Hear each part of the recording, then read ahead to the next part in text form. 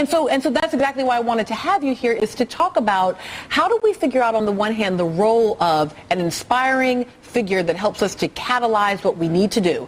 A Martin Luther King Jr., a President Obama, a Steve Perry, and the systemic work that they have to do, the Affordable Care Act, the actual, Civil Rights Act, the work that has to be done in a school. Well, the systemic issue is the issue. One of the reasons why our children are failing is not because they don't have amazingly popular teachers or principals, but because the way the schools are designed, they're designed to fail. So we keep getting failing schools. They're designed to ensure that the only people who benefit from them are the employees themselves, as opposed to the children. So we continue to have conversations about teacher rights as opposed to children's rights, as opposed to parents' rights. The systemic issues are what we need to focus on. However, we can never overlook the impact of inspiration.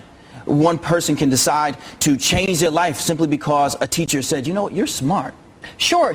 I mean, I have had those teachers, right, those moments. But after my teacher said to me, you're smart, then there were some good classes that I could take, right. And there was a safe neighborhood for me to go home to, and there was plenty of nutritious breakfast in the morning. Those right? are sometimes overstated, though, and I want to make sure I make that clear. We're not going to be able to move every kid out of the hood. We're not going to be able to move every kid out of a failed school system, but we can find ways in which we can create systemic success within failing systems. Specifically, we know that if we attach teacher performance to their ability to keep their job, based upon the way students perform on standardized tests, we can begin to determine which teachers are most effective. We can argue whether or not which test we want them to use, but at the end of the day, something has to measure whether or not a child learned. We call every profession has its purpose. Teaching, very simply, is to teach. Well, let's talk a little bit about teachers, because I heard a couple of things as you were talking about this. One was that the schools serve the professionals rather than the students. And look, in probably the thing that we have talked most about around education in this country this year was the teacher strike in Chicago. And what we heard from the teachers in that moment was they were saying, this isn't us versus our students. This is us standing up for our students. Not true. This is us asking for the kinds of things that our students need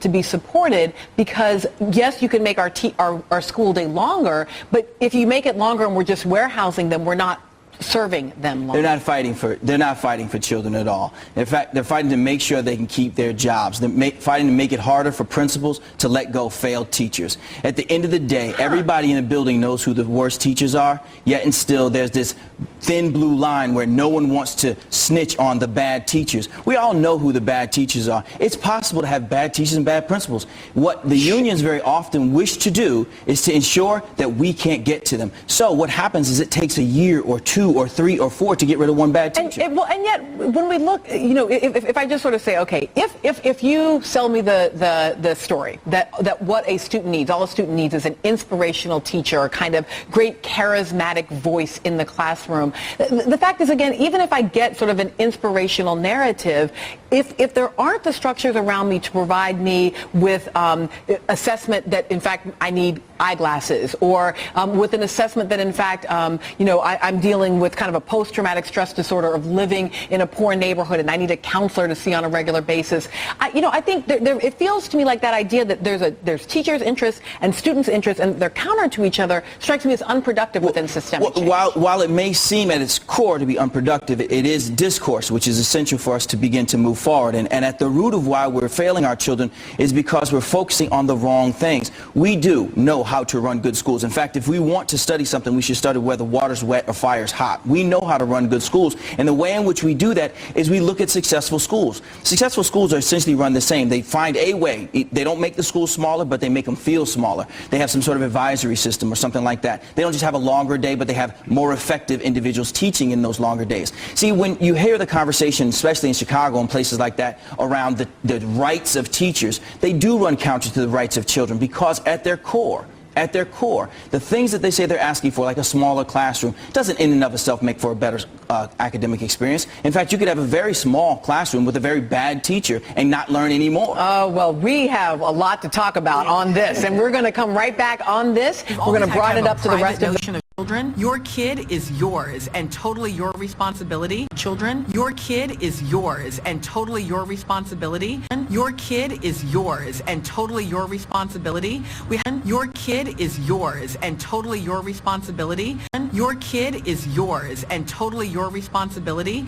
Your kid is yours and totally your responsibility. Your kid is yours and totally your responsibility. Your kid is yours and totally your responsibility. We haven't had a very collective notion of these are our children. So part of it is we have to break through our kind of private idea that kids belong to their parents or kids belong to their families and recognize that kids belong to whole communities. Once it's everybody's responsibility and not just the households, then we start making After hearing testimony all week, a Fulton County grand jury on Friday indicted Beverly Hall, the former superintendent of Atlanta's public schools, and 34 other teachers and administrators. The 4 principal crimes that are charged in the indictment are the statements and writings, false swearings, theft by taking, and influencing witnesses. A state investigation began in 2009 after a newspaper found unexplainable rises in student test scores. In 2011, special investigators reported cheating occurred in 44 schools and involved about 180 educators, including 38 principals. According to the report, the cheating began as early as 2001. This mother explains what happened to her child. I didn't know who else to go to after that. I figured the Board of Education is it. Who else do you talk to about a situation with the school system? I held this for many, many years, trying to help my daughter to get where she needs to be, and she's still behind. The cheating involved the criterion reference competency tests, the state's main test for elementary and middle schools. After the cheating scandal, the Atlanta public school system opened special classes for students who might have been affected at a cost of about $6 million. The school board also spent about $2 million investigating the cheating. In Atlanta, John Roberts, Fox some News. hiding their faces. Donald Bullock, an indicted test coordinator, had his bond set at $1 million. Teacher Tamika Goodson's lawyer, Ray Lale, was outraged at the bond amount. You know, it's a way of punishing people so they can't bond out. You shouldn't have $200,000. 35 school employees face felony charges including conspiracy, theft, and providing false statements.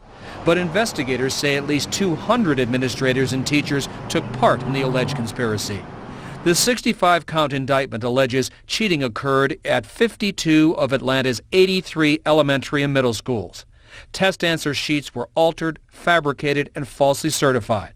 Some teachers told investigators they had a pizza party to erase wrong answers and fill in the circles of the correct ones. At this middle school, 8th grade math proficiency scores soared from 24% to 86% in 1 year. Atlanta educators could receive bonuses when student performance improves. But investigators say instead of educating the children, the accused got their bonuses by faking the answers on the tests. Former Superintendent Beverly Hall was allegedly the ringleader, rewarding principals and teachers who cheated and punishing those who refused. Hall alone earned more than $500,000 in bonuses. Ms. Beverly Hall. Justina Collins says those indictments are too late to help her daughter Nybria, now in the 9th grade. How far behind is she still today? She is currently 3 grade levels behind. Yes. Collins says when Nybria was in 2nd grade, she aced her standardized reading tests, even though she was failing her reading class. Children cheat. So you know if a child has done something, you know that's just, you know how to deal with it. But when you hear it coming from the very ones that you look up to help educate your children, it's just sad and hurtful. All 35 educators have been charged with racketeering or conspiracy, which carries a possible 20-year prison sentence. Scott, they also all have until midnight accused to turn themselves in here. Students out of an education by cheating on standardized tests. That is right. This is what happened here in Atlanta. 5 educators have now, so far, turned themselves in to face charges in one of the country's biggest cheating scandals. In all, 35 teachers and administrators were indicted. So these are the details, and they're pretty shocking, actually. You've got teachers and principals wearing gloves to avoid leaving fingerprints on test papers. Groups holding changing parties to erase wrong answers and fill in the right ones. Even using coolers to transport test papers. Former Georgia Attorney General Mike Bowers investigated the cheating scandal, and he joins us now. I mean, this is really unbelievable when you take a look at this. Give us some of the details that even shocked you when you learned about what was happening. Well, we looked at some 56 schools. We had cheating that we confirmed in over 40 schools.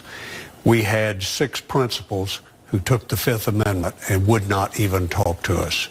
We've had cheating all up and down the line. It was absolutely amazing. How did they do this?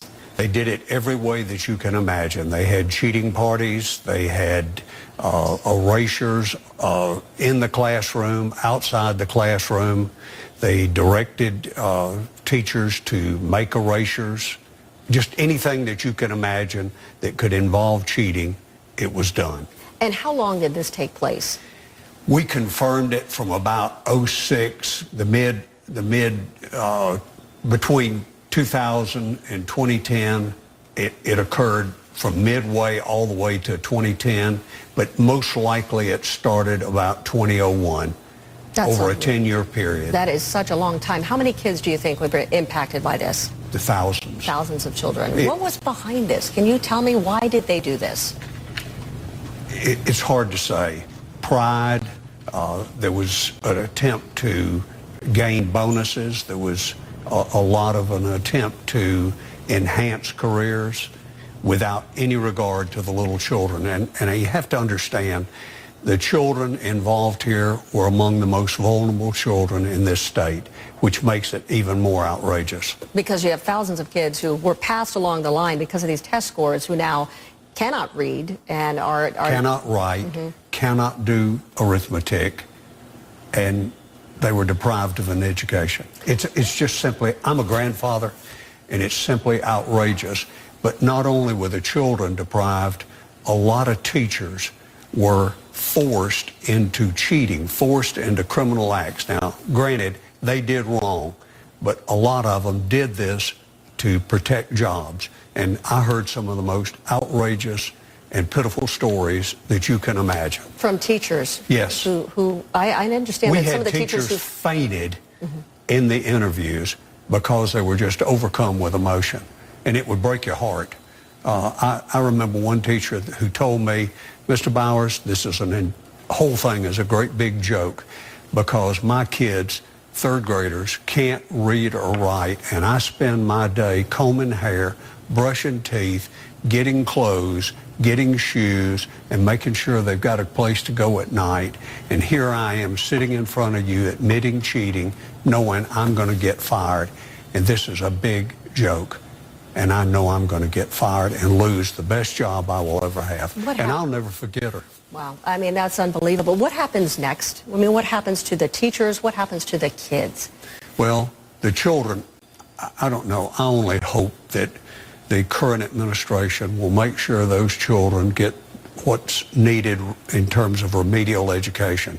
In terms of the criminal process, that's up to our district attorney, and he deserves a great deal of credit for undertaking this. He's bucked a lot of headwind, but the criminal process will just have to take place. South end of the Fulton County Jail. We expect it to be a very busy 24 hours as the rest accused are facing that deadline today. Our crews have been there overnight. And Julie Wolf joins us now live from just outside the Fulton County Jail. Julie, what do we know about the one woman who walked into the jail, and she did so just after midnight?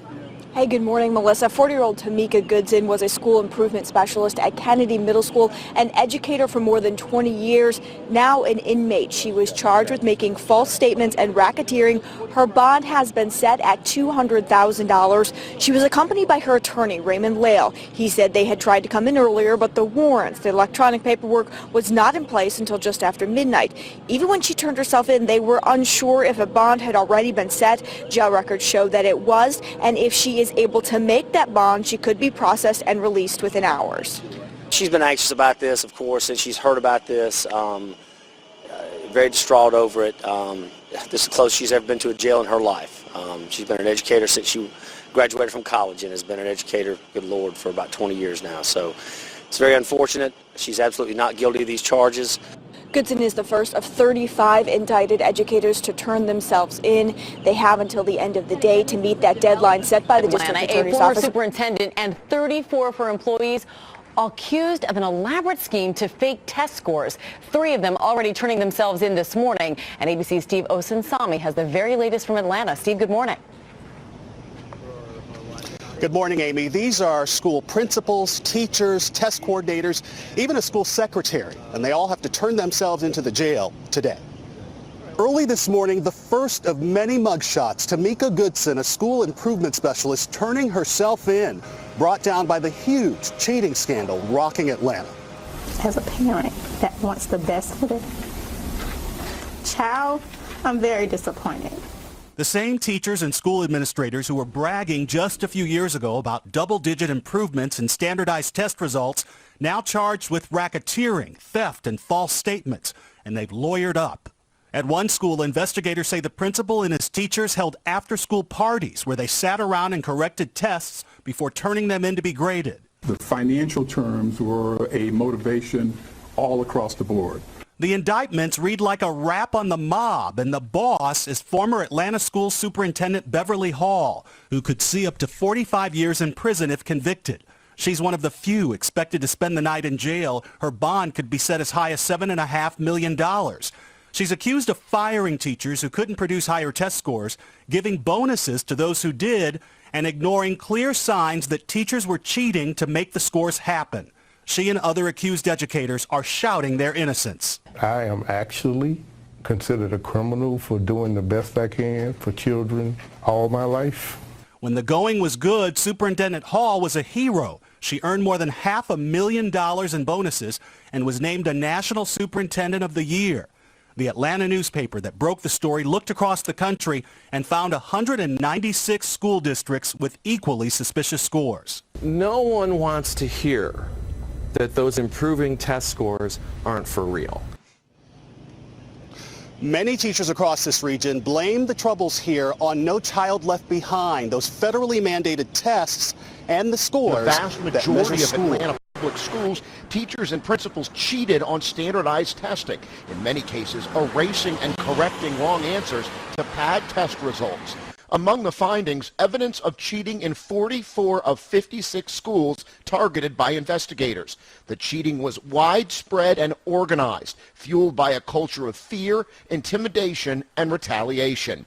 In all, investigators say 178 teachers and principals in the school system cheated. 178 of them should be lined up right now, marching in shame out of Atlanta Public Schools. Shauna Hayes Tavares is the parent of 3 Atlanta public school students. She believes one of her children was a victim of the cheating conspiracy. She's been pushing the district to take action for more than 2 years. I believe that this is the worst travesty that could ever happen, where teachers, administrators, and even superintendents of schools, and including board members, have all been a part of a cover-up. Teachers who admitted they cheated told investigators they were under pressure to raise test scores to avoid sanctions under the federal No Child Left Behind Act. According to the report, one elementary school principal forced a teacher to crawl under a table during a faculty meeting because that teacher's test scores were too low. We know that the majority of the leaders in Atlanta Public Schools and the majority of the students in Atlanta Public Schools are African American. And so this is the worst case of black-on-black crime because we are doing it to the innocent. Investigators say even the district's former superintendent ignored or covered up black crime because we are doing it to the innocent. Investigators say even the district's former superintendent ignored or covered up reports of cheating. Beverly Hall, who was named National Superintendent of the Year in 2009, in part because of the district's success on standardized tests, stepped down last week. Now Hall and all others involved in the cheating could have their teaching licenses revoked. The investigation will also be forwarded to prosecutors for possible criminal charges. Jason Bronis, Associated Press, defending Atlanta. herself against allegations that she cheated on the CRCT. She's accused of giving students correct answers during the test.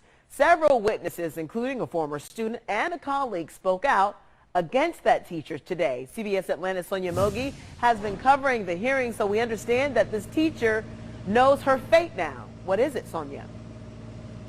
That's right. A tribunal literally just minutes ago decided not to renew the contract of Dobbs Elementary School math teacher Shayla Smith. Like you said, she was accused of giving students answers. Now, one teacher testified today saying that she heard Smith tell another teacher whose students she was supposed to be administering the test to the following. The words were, "I had to give your kids or your students the answers because they're dumb as hell." Shawan Jones says she heard accused teacher Shayla Smith say this as she passed her in a Dobbs Elementary School hallway. A erasure analysis on the CRCT from Dobbs Elementary points out unusual amounts of wrong to right answer changes, especially in Smith's class. Her classroom was not just flagged in one subject area, it was flagged across all three of the subject areas that we looked at most closely. But Smith and her attorney deny any wrongdoing. Did you give any answers on the CRCT? No. Instead, Smith's defense is that the testimony of her former colleague is false and fueled by a personal rivalry. But Jones wasn't the only person who testified against Smith today. She was my Sunday school teacher. This 8th grader, who wished to remain anonymous, also spoke out. She says Smith administered a retake of the CRCT to her 1 year. She could walk around and tell people the answer. We will hear some more from that student later on today. Now, Smith would become one of nearly a dozen other teachers who have had their terminations upheld by this tribunal. There are still at least 20 more teachers whose tribunal hearings still need to happen. Live in front of Atlanta Public Schools headquarters. Former Atlanta Public Schools Superintendent Beverly Hall and 34 others indicted in an unprecedented cheating scandal that is drawing national attention today. Dr. Hall had a contract that was set up to pay her bonuses when she achieved certain results. Those results were caused by cheating. Right now, we are at the jail where all the defendants are supposed to turn themselves in. Good afternoon, I'm Sophia Choi. The educators, including Beverly Hall, are supposed to report to the Fulton County Jail by Tuesday, and we've been stationed outside all morning. Here's the latest. So far, none of the educators has been booked. The unprecedented scandal is drawing national attention today. Right now, we are working to track down the defendants named in the indictment announced on Friday. This afternoon, we have live Team 2 coverage when we begin with Amanda Cook. She's been staked out at the Fulton County Jail for the past 7 hours. Amanda. Sophia, that's right. We have been here at the Fulton County Jail since about 5 o'clock this morning, waiting and watching to see if any of these APS educators surrender before their deadline on Tuesday. A turn of events that leaves many shaking their heads. 35 educators with the Atlanta Public School System must now turn themselves in here to the Fulton County Jail.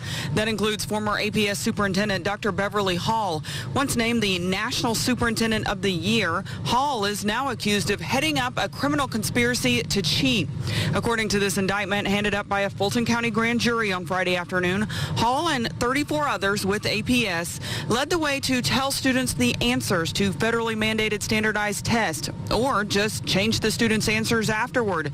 In return, they got big financial bonuses. I think it was the financial terms were a motivation all across the board, not just for Dr. Hall, but many of the other employees who received bonuses as a result of the cheating. The indictment said the 35 defendants are facing 65 counts ranging from racketeering to theft to influencing witnesses. We've got many examples of people who made complaints, and once the complaints were lodged, they were terminated by the Atlanta Public School System. Prosecutors say thousands of APS students were victimized by this cheating scandal because they didn't get the tutorials they needed and deserved.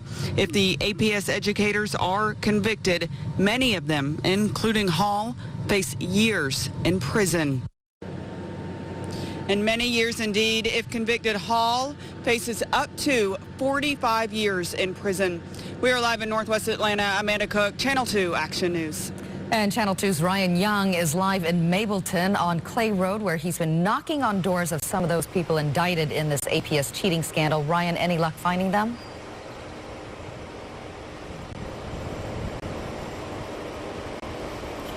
Well, so far we've been talking to people across the area, trying to see if we can go house by house, as that's what we've been doing, working through that indictment to see if any of these educators want to say something on their behalf. Of course, a lot of people want to see how they feel now. We'll show you some of this video that we've been working on for the last few hours. This is something that the entire Channel 2 Action News crew has been doing. This morning we went back to work in an effort to hear from those who have their names attached to one of the biggest cheating scandals in the country. A few teachers didn't answer their doors, and at one home, a husband came out to say he and his family were not willing to talk at this point. Now, this is what we've been doing. Until 6 o'clock, we're going to keep doing this, going from all parts of this indictment, just to make sure that if anybody wants to say their side of their story, they have a chance to say it to us. This is one of the things that we've also been talking about, is talking to people who are court watchers. They feel a lot of the folks will not turn themselves in until after the Easter weekend. But again, we have to keep trying, keep knocking on doors to get their side. Reporting live in Mapleton, Ryan Young, Channel 2 Action News. Former APS Superintendent Beverly Hall is the most notable person named in the cheating indictments. Hall has consistently denied having any knowledge of widespread cheating on the CRCT exam or any other wrongdoing. Hall's attorney sent out a statement saying the same thing. Hall's bond is recommended at $7.5 million. The current superintendent of Atlanta Public Schools says the district is still healing from the CRCT cheating scandal, but has taken steps to make sure it does not happen again. We will provide quality education for all of the children in this city. Errol Davis says ethics and integrity expectations are now in employee contracts, and employees are required to take annual ethics training. He also says the district has improved safeguards to the test materials and added an anonymous hotline where people can report unethical behavior. Davis says the indictments are a legal matter between the DA's office and the 35 former APS workers. We have new reaction from an attorney representing some of the administrators now indicted. Tamara Cotman, Sharon Davis-Williams, and Michael Pitts were all indicted. We sat down with them in May of last year. Pitts, Cotman, and Davis-Williams all have the same lawyer who says they are adamant they did not commit any crimes. Attorney George Lawson released this statement saying, quote, they look forward to representing their side of the case to a jury in the very near future. Channel 2 Action News talked to another defense attorney who says he was surprised to hear a grand jury indicted his client. Angela Williamson is a former 5th grade teacher at Dobbs Elementary School. Her lawyer says Williamson was the first teacher a tribunal exonerated. He says his client prompted students to change answers, but she's being indicted on other charges. She's not accused of actually erasing tests or being a part of an erasure, so it's kind of curious that she would be charged with false statements in RICO. Gerald Griggs says his client is innocent and they plan to fight the charges. The state report on cheating that led to the indictments named 178 educators. 38 of those individuals worked as school principals. The majority of educators accused were either retired or fired. Many testified at a series of tribunals, including former Dobbs Elementary School teacher Derek Broadwater. 21 have been reinstated. 3 still face hearings. Broadwater is among the dozens of educators the grand jury indicted on Friday. The indictments are a relief for 2 families who served as whistleblowers in that investigation. Joanna Guffey was in 5th grade at Dunbar Elementary when she says her teacher told her and her classmates what to write on the CRCT exams. Justina Collins grew emotional as she recalled the impact the APS cheating scandal has had on her now 15-year-old daughter, who reads at a 4th grade level. I have a 15-year-old now who is behind in achieving her goal of becoming what she wants to be. Collins says her suspicions began when her daughter was failing in school, but somehow passing state tests with flying colors. She is no longer in Atlanta Public Schools. We're staying on top of developments in the Atlanta Public Schools cheating investigation. This is a live picture of the Fulton County Jail, where 35 indicted teachers and administrators have 72 hours to turn themselves in. We're going to bring you the new developments as they happen. We've seen a lot of the clouds break up. John Spilborn, Lise Wheel, Fox News legal analyst. John, let's start with, this is an outrageous case. I mean, this has got to be devastating for the state, for the community of Atlanta. But my gosh, how could something like this have occurred? I don't think it's just occurring in Atlanta. But the one thing that I disagree with, look, listen, if these educators are We barely got started. We already disagree with you. Sorry. if these educators are dead to rights, the one thing that I disagree on is we don't need to set $1 million bail on anybody's heads. Bail is not to punish. Bail is to make sure that they show up and answer to these charges. Yeah. So I think in this instance, you don't even have to say, you could put electronic bracelets on their ankles. They will show up. I will tell you what I would do. I would have them all doing perp walks up and down the main street of You're a prosecutor and down Peach Street in Atlanta. Bring them in. This is such an abuse of public trust. Yeah. And Jonna, they have the money because apparently they've been pocketing money for this scam for a long time. You know, they've been making all of this money on the merits that these raises that they've been getting, you know, up to $500,000 a year. So they've got the money to pay, and it's only 10%, not only, but it's 10% of the amount of the bail. Are they going to plea this deal, or is this going to be a full-on trial? What do you think? There's no way they can go to trial on this. Absolutely no way. Here's what I would do. I would have my come to Jesus moment with all of them. And I would say, I'd start with the lower ones, and I'd say, you come to Jesus. You come to me as the prosecutor. I will cut you a deal if you snitch on everybody else up the. And then I would. For those who don't know, they had a wire in the rooms with the conspirators. Right. All of these folks, nearly all of these folks, at least. I mean, they've got them dead to rights. Fair to say. Then you do a package deal and you avoid the trial. And none of them will ever teach again. Their careers obviously are over. But I don't think this is the end. How about jail time? Oh yeah. At least the people at the higher end of this will be going to prison. That's without a doubt. Will they be going for 30 years? No. A couple? Yeah. Absolutely. White collar crime, racketeering, though. Yeah, absolutely. Yeah. I mean, racketeering and more than white collar crime in Texas. Two prosecutors and one of the district attorney's wife murdered in Texas. This is, they've been talking about it as the Aryan Brotherhood. Now the first we're hearing personnel that changes because of the state cheating report becoming official. 4 new school reform team leaders replacing the top administrators who reported directly to the superintendent. And a new principal for year-round school Boyd Elementary, where class starts next week. But interim superintendent Errol Davis says this is just the beginning. I don't believe anyone who has been implicated should be in front of our children. I do not believe they should remain in our system. Davis says that means none of the 178 teachers and administrators named in the cheating report will be in a classroom this fall, but the school system will go through hearings and due process before firing them. We will have a full complement of teachers and principals, none of whom have been implicated by this investigation. They're saying that our children are stupid and dumb and cannot learn. And these parents don't need to run like Godzilla is coming to APS. After parents and teachers stood up to voice anger at the direction of the school system, there was a surprise resignation from former board chair and current District 2 Representative Katim Sharir-El. I failed to protect thousands of children.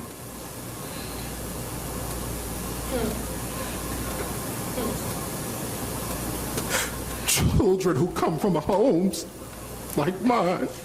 Sharir-El tells me he believes Dr. Beverly Hall and other top administrators didn't listen to warnings and even punished whistleblowers. When people waved the flag and said, look, we have a problem, there's something rotten in Denmark, it was those very people who were retaliated against, who were defamed, and quite frankly, their personal and professional reputations were destroyed.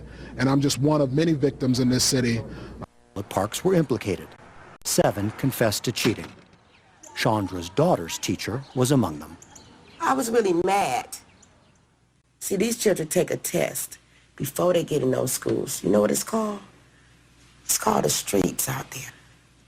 It's called the drug dealers they have to walk past, the prostitution they have to walk past, the gangs they have to walk past. They take a test before they even get in them doors. And what are we doing when we inside with all this stuff that's going on? We're taking them kids right back to what they don't came from. Somebody didn't give a crap about my child. The state investigation uncovered cheating in 44 schools, almost half the district's total. Recent reports of cheating have come up elsewhere too, in Los Angeles, Houston, Philadelphia, and Washington, D.C. But the case in Atlanta is by far the largest, and it's left many people wondering why it happened and how it can be prevented from happening again. It's tempting to blame principals and teachers what they did, because what they did is clearly wrong, it's unethical, in many cases it's illegal. Robert Schaefer tracks cheating for Fair Test, a national group opposed to the high-stakes fill-in-the-bubble tests used by most states. But you need to understand the context in which these actions took place. The pressure to boost scores by any means necessary is so great that teachers think they have to get those scores up by hook or by crook. In Atlanta, according to the state's investigation, pressure came from the top. Superintendent Beverly Hall, who led the district for 12 years and was 2009 National Superintendent of the Year, set targets for test score improvements at every school and told principals that if they failed to meet them, she'd find someone who will. Principals passed the message along. How were teachers treated in Atlanta's public schools? Teachers get abused. In these difficult, challenged schools, you have administrators who are telling teachers, do it or else. Graham Balch taught in Atlanta for 4 years and knew about the pressure to meet test score targets. In these lower income neighborhoods, a student might need to make 50 points of gains to reach the same absolute score that a student in a high income neighborhood might only need to make 2 points to reach that goal. And 50 points is a lot of gains, perhaps unrealistic to make in 1 year. In that kind of situation, some people crack more and more apparently each year. There is very clearly much more reported cheating now than at any time in the past. Schaefer says the increase began nearly a decade ago with the federal education law known as No Child Left Behind. It required states to set annual targets for pass rates on state tests and gave them until 2014 to bring all students up to grade level or face sanctions. It was said when No Child Left Behind first became law that we'd see teaching to the test and manipulating scores. That's exactly what had happened. I think there's not reason to think that this is a broad national phenomena, which is one of the reasons I wouldn't necessarily put it at the doorstep of No Child Left Behind. To Michael Casserly of the Council of Great City Schools, Atlanta is an isolated case. In support of that, Georgia investigators found no evidence of cheating in 80% of all schools statewide. But when cheating happens, he says, the solution is clear. It's unacceptable. It needs to be stopped. People need to be punished. And where there are hangings, they need to be public and high. With children expected to pass state tests by 2014, the pressure is mounting. So far, 38% of schools nationwide have failed to meet test score targets set by No Child Left Behind. U.S. Secretary of Education Arne Duncan testified recently that 82% may fail in the year ahead. However, schools may get a reprieve. The law is up for reauthorization, and targets and deadlines could change. Back in Atlanta, school officials are repairing the damage. Superintendent Beverly Hall, who's denied any role in cheating, resigned in June. Her replacement, Errol Davis, promises swift action. We will find those students who were cheated. We will do assessments. We will look at students who are not where they're supposed to be, and we will provide avenues of remediation. And he says he'll go after those who cheated, too. I do not believe that anyone who's implicated should appear in front of our children. Some teachers will lose their licenses. Others may face criminal charges. Former Superintendent Hall, who received some $600,000 in bonuses, has been asked to return the portion of that tied to fraudulent test scores.